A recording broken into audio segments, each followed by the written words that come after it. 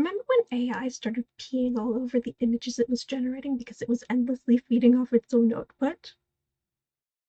That's kind of what I see happening to YouTube right now.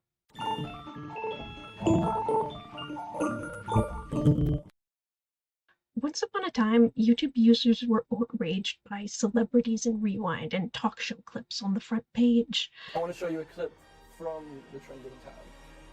And as you can see, a lot of the videos don't seem to be made by creators. So while I think YouTube is right in taking the first steps in fixing the system, it's about more than fixing a simple ratio. It's about giving the creators who built this platform a fair chance.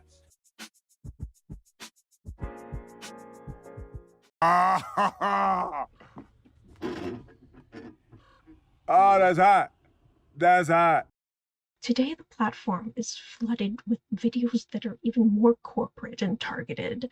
The space for creativity and authenticity continues to shrink as real human creators become more and more beholden to the algorithm, so driven to optimize their content for it. The trends which would have once been maligned have become the norm. Why are we allowing AI to control what we should be posting? We have the algorithm itself dictating what we should watch and what content even deserves to be seen. And then we have a whole other layer of AI tools on top of that telling us not necessarily how to make a better video, but how better to fit within the narrow framing that said algorithm finds acceptable. It truly does bring to mind how all AI images by default tend to have the same general generic loop because of the feedback loop they exist in. And that is tragically an eerily similar phenomenon to the effect that the algorithm has had on YouTube's creators. The more people try to optimize for it, the more those specific people are pushed by it, the more other types of creative or personal or unique videos get drowned out, and the cycle goes on. And everyone just eats it up without question. The modern YouTube landscape overall is so corporate, formulaic, and bereft of creativity that it practically makes Spider-Man and Elsa videos look like Oscar-worthy art pieces. I definitely don't mean that videos need to be highbrow, groundbreaking productions. That's not what YouTube was built around. In fact, oftentimes the videos that feel messy and immature can come across as the most heartfelt, authentic, relatable, or fun. Everybody has their own style, and there have always been trends on YouTube. I try not to look at the past through rose-tinted nostalgia goggles. However, I think back to the types of videos that used to inspire me and that still inspire me to this day. They weren't highbrow, hard-hitting philosophical deep dives. They were just people being people and making videos for the fun of it. Enough. I'm going to away for dinner. I wanted to shout out Margot's Corner, who made a really good video on this topic that I stumbled upon and who actually encouraged me to make this one, so thank you so much. Speaking of other creators, Princess Peachy was one of my favorite people on YouTube. She doesn't post anymore, but she made a video in 2020 and said something that really resonated with me. You're not a company, you're a person. Don't do this to yourselves. Just make videos because you want to make them and you like them. Feel free to experiment. I really wanted to get that off my chest. Don't brand yourself. We're at the end of an era of people trying to brand themselves. I really hope the 2020s can be a time of humanizing each other on the internet. Wouldn't that be great? Wouldn't that be great? That would be wonderful. I also had that hope coming out of the 2010s and into this new decade, but unfortunately, it didn't come to pass. If anything, there's even more pressure now for people to brand themselves, to adapt or perish. I recall a time when it was common to make friends on YouTube and to use things like tags or memes as a fun way to connect and learn things about each other. It was a simple way to engage with people and build social connections that probably wouldn't even fly today for fear that the YouTube gods might smite you for posting outside the content box they've pigeonholed you into. Imagine how devastating it would be for both parties involved today if you met someone and thought it would be fun to tag them, and then putting them in the awkward position of having to go, no, sorry, I cannot do that purely because it does not fit within my content niche. I hate it. Why is the system set up to reward people who put profit above passion? That's a rhetorical question. It kind of answers itself, doesn't it? There are a lot of very dystopian aspects of the modern web, but one of the consequences of the internet's gentrification that I hate the most on a personal level is that instead of having social media be a space to express oneself and connect with people, you're expected to compartmentalize your personality and interests, only showcase select aspects of who you are, or the algorithm will be confused and all the passion you reached out with will just fall into the void. Do we even need an algorithm? The big tech CEOs will tell you that taking away those elements from their platforms would take away what makes them fun. But the internet was fun before all of this took hold. I don't think you really mean fun. I think you mean addictive. And I said something similar in my Neopets Void Within critique video. I really don't think that relying on brain rot, instant gratification, Concito-inspired gambling addiction-inducing strategies is sustainable long-term. In doing so, you're relying on cheap tricks at the expense of what made YouTube and the internet as a whole intrinsically rewarding and motivating to be a part of in the first place. There's a reason people are moving back towards the so-called indie web with sites like NeoCities and SpaceHey. Web 3.0 has sucked all the color, community, and customization out of the social media experience, leaving only corporate silos with diminishing space for personal expression and connection. I think it's natural for people want to be able to build something unique that reflects multiple facets of their personality. There's a reason we had stamps and blinkies and mood bars to customize our profiles and signatures with, to make spaces that felt like homes and to have neighborhoods grow around them, where even if very few people saw you, at least you were able to have a space that was personal and uniquely meaningful to you. In terms of discoverability, why can't we just go back to a basic sorting system of most recent and most popular, or being able to look at what's currently trending in specific tags? If someone makes a video about a specific thing, why can't it just be treated as a video about that thing in isolation? Why does the algorithm need to do an entire background check on your channel and then decide not to recommend the video because it doesn't understand how it fits within a pattern of behavior? Just put the Neopets video with the other Neopets videos. And for goodness sake, give us back the ability to search based on upload date. That was like the one genuine discovery tool we had left, and they just recently took it away. If it's true that YouTube removed that feature in an attempt to hide the overwhelming quantities of AI slop flooding the platform, that's on them. You incentivized that, YouTube. You pushed for that. Don't punish us for it by further hindering the ability to find authentic content from smaller channels. You made that bet. Maybe you should be the ones to lie in it. And its effects on the user experience go even deeper than that, because when everything is just served to you based on what the algorithm thinks you want to see, including the search results, it takes away the joy of discovery. You can no longer really just search for a topic you're interested in and browse unfiltered through the most recent or most relevant posts to hunt for things that resonate with you, or to find other users with similar interests to connect with, or to have related videos instead of recommended ones that lead you down rabbit holes. Goodness gracious, I just want to be able to look things up and legitimately explore the website for myself. Really? You can't even let us have that? the web is becoming unsurfable, at least and especially on sites like YouTube. They quietly paved over the ocean and replaced it with a curated ball pit, as if no one would notice the difference.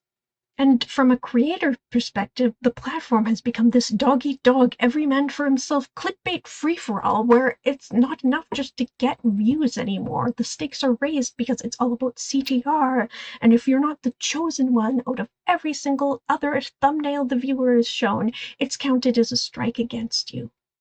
Of course, a system that pits everyone against each other like it's the Hunger Games is going to bring out the worst in people.